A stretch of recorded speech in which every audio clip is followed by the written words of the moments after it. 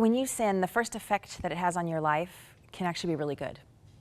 Because that's the reason why we sin. It's something that's going to pay off. It feels good to do it, and so we do it. So the initial effect is usually something pleasurable.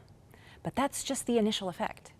After that, it becomes a damaging effect, especially when something feels really pleasurable. When you sin and it feels really good, what happens? You want to do it again. And then you want to do it again and again and again. And this is the problem with sin, is that it becomes your master.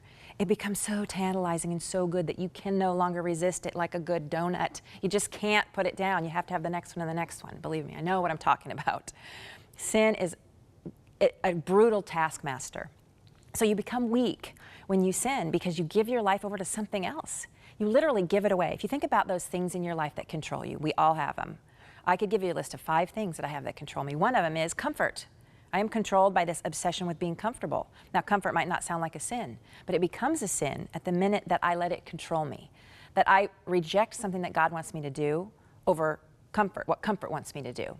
So in any kind of area where you're controlled by something other than God, you have lost it.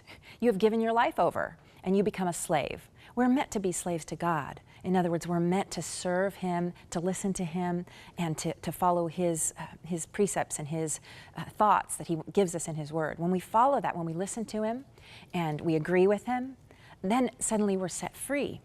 Slavery, that is the slavery to sin, is never freeing. It always controls you and always demands more of you. When you give yourself over to God, that freedom is forever freedom. It's a freedom that allows you to be able to say no to those things you couldn't say no to before, those things that demanded more of your time, more of your mind, those things that were threatening to destroy you, you can say no to because of the freedom that you found in giving yourself to God.